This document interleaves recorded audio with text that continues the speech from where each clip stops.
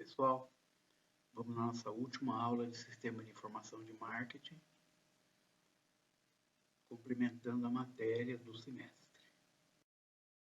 Nós vimos a aula passada a pesquisa qualitativa e quantitativa e hoje nós vamos ver pesquisa de satisfação do cliente. Ela é considerada uma prática de avaliação sobre o nível de satisfação relacionados, por exemplo, ao atendimento, prazo de entrega, custo, matéria-prima, qualidade final de produto, daí afora. É pesquisa de satisfação. Com estes parâmetros, realizamos uma pesquisa através de diversos formatos. Podemos fazer uma pesquisa por e-mail, formulários, insights, formulários em geral, que você entrega para as pessoas responderem, visita ao cliente, daí afora. Aqui são alguns exemplos, uma ideia. Através do retorno do cliente, realizamos uma análise que poderá ser positiva ou negativa, dependendo do retorno ou média de todos os clientes analisados. Por que dependendo do retorno? Porque quando você faz, por exemplo, por e-mail, quando você faz por folheto ou por site institucional, você nada garante que as pessoas vão fazer a pesquisa e vão te devolver. Então, é um pepino. Aí, dependendo do retorno ou média de todos os clientes analisados, porém, sempre considerando que o cliente deverá ser ouvido como um todo, podendo adicionar perguntas objetivas relacionadas ao desempenho da empresa como fornecedor, buscando entender mais a fundo o que o cliente espera do produto ou serviço. A empresa fornecedora deverá ter como meta em seu escopo de prestação de serviço ou fornecimento de produto critérios que elevem seu desempenho organizacional com relação ao cliente, sendo eles atender uma necessidade específica como solução, garantir a satisfação do cliente, assegurar a realização de suporte quando necessário. E aí, com essas três indicações, nós afirmamos que a empresa tem de fato uma visão voltada ao cliente, onde através de uma pesquisa de satisfação, medimos este nível de retorno. Portanto, a pesquisa de satisfação deve ter os moldes que a empresa atua, não seguindo um padrão universal. Deve-se considerar as principais características que resultam em uma garantia da qualidade, tendo no cliente o principal resultado deste trabalho e a empresa principal agente de trabalho. E qual é o sistema de pesquisa de marketing? Esse sistema primeiro visa oferecer ao executivo informações sobre problemas e oportunidades em áreas relacionadas a levantamento de mercado, teste de preferência de produto, previsão de vendas por região, eficácia de propaganda, daí afora. Tais estudos exigem muita especialização dos executores, principalmente em estatística, elaboração de questionário, definição de amostra, etc. Entra naquilo que nós falamos na aula passada, com relação à pesquisa qualitativa e quantitativa, uma grande dificuldade que existe, um ponto fundamental, é exatamente isso que está aqui. Esses executores, eles têm noções muito profundas na elaboração do questionário, na definição das amostras, na estatística, na tabulação, na interpretação. Então, não é, sabe, qualquer número que você dá lá e o cara fala, nossa, olha quantas pessoas gostaram do nosso produto. Olha quantas pessoas... Não é assim. Existe uma série de fatores que podem ser positivos ou negativos e que tem que ser levados em consideração.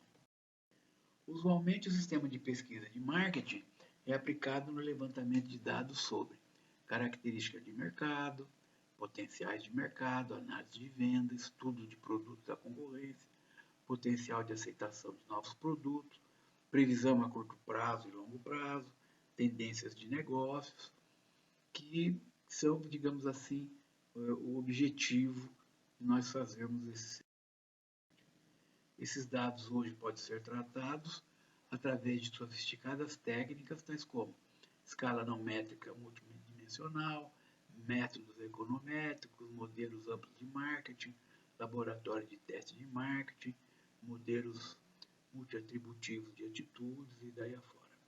Nós não temos tempo para entrar nisso aqui para a gente poder explicar exatamente o que vem a ser. Isso aqui fica mais para conhecimento. Os procedimentos adotados numa pesquisa de marketing eficaz são os seguintes. Você primeiro define o problema, qual é o projeto de pesquisa, qual o trabalho de campo que será feito, a análise de dados e a preparação do relatório. Definição do problema. Consiste na perfeita identificação do que se deseja pesquisar. É igual a história do objetivo, né? Você tem que escolher bem o objetivo. Por quê? Porque depois você vai trabalhar em cima dele. Se o objetivo está errado, ferrou todo o processo. Aqui é a identificação do que você quer. O projeto de pesquisa. Definido o problema, que é o item anterior, o projeto de pesquisa desenvolve os objetivos que se pretende alcançar e quais os meios que nós vamos usar. Decidindo-se que método de coleta de dados vamos empregar, que instrumentos de pesquisa acionar e que plano de amostragem adotar. Trabalho de campo. Essa aqui é a etapa mais dura de fazer, mais cara. E também mais sujeita a erros no trabalho de pesquisa, exigindo uma supervisão muito acurada para evitar tendenciosidade, tanto do entrevistador como do entrevistado, e obter a cooperação dos integrantes da amostra, de modo a não distorcer todo o resultado da pesquisa. Por exemplo, essas pesquisas que o governo faz para saber, né, quantas pessoas tem na casa, né? Esqueci o nome dessa pesquisa aí. Já foi dito que existe um erro muito grande em todo esse processo, né? Porque muitas pessoas não fazem exatamente o trabalho que é para ser feito. O trabalho de campo desse pessoal é muito ser feito, né? Então, o que acontece? Muitas das casas não são levantadas, muitos dos dados que você procura efetivamente alcançar não são alcançados, né? Então, existe uma distorção muito grande. Por isso que eu já coloco aqui que exige uma supervisão muito acurada, né? Porque precisa tomar muito cuidado, porque é aquilo que nós falamos. Para que eu faço a pesquisa? Eu faço a pesquisa para o executivo decidir alguma coisa. Se a minha pesquisa é mal feita, o executivo decide errado, ferra todo o processo. E, no caso, ferra a empresa, né? Análise de dados, aquilo que a gente sempre bate, é um ponto também fundamental, porque consiste em transformar os dados em informações desejadas, com aplicações de técnicas estatísticas. Aqui que entra aquele profissional que tem que conhecer muito bem toda essa aplicação de técnicas estatísticas, que é para não ter erro, né? Erro sempre tem, né? Vamos dizer, tem muito pouco erro.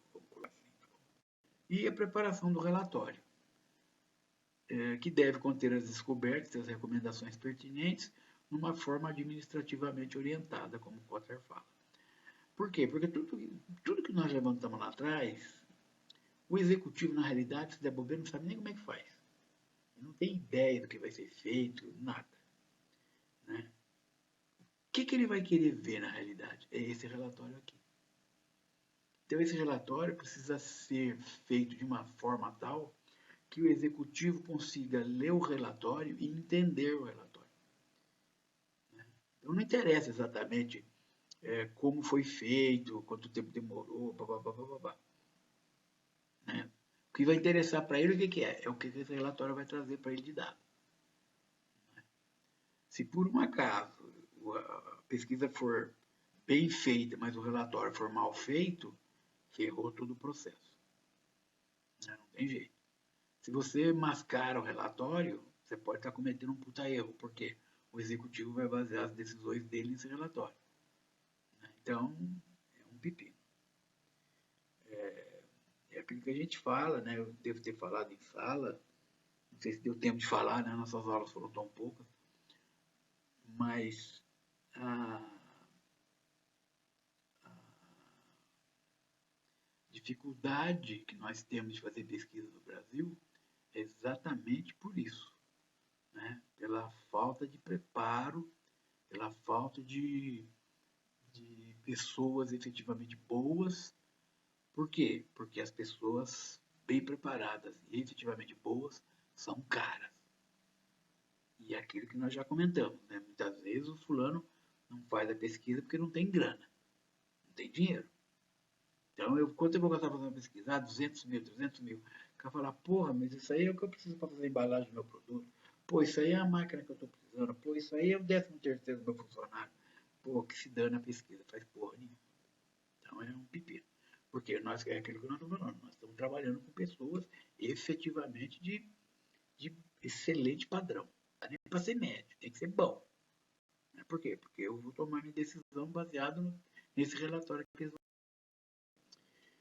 Uma pesquisa de marketing, para ser significativa e útil, deve conter as seguintes características. Então, ser criativo, apresentando inovações quanto aos meios de resolver um problema, incorporar método científico na sua elaboração.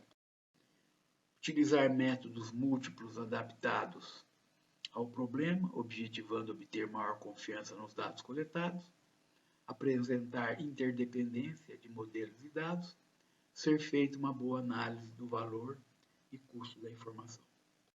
Basicamente é isso que nós temos que ver nessa aula. Também está uma aula curta, porque eu dividi essa aula, que seria de 20 minutos, em 2 aulas, porque efetivamente conseguimos passar a matéria toda, porém, pelo fato de ser uma aula gravada e não ter interferência, não ter, vamos dizer, até o fato de quando nós estamos em sala, existe uma probabilidade maior de você até arrumar mais assunto, alguém dá um exemplo, levanta uma questão, ajuda muito a fazer uma aula mais participativa, vamos dizer assim, né? E maior. No caso aqui, deu para dar a matéria como um todo. Eu vou postar essa aula agora, essa semana, e em junho, se Deus quiser, nós fazemos a prova. Ok? Obrigado.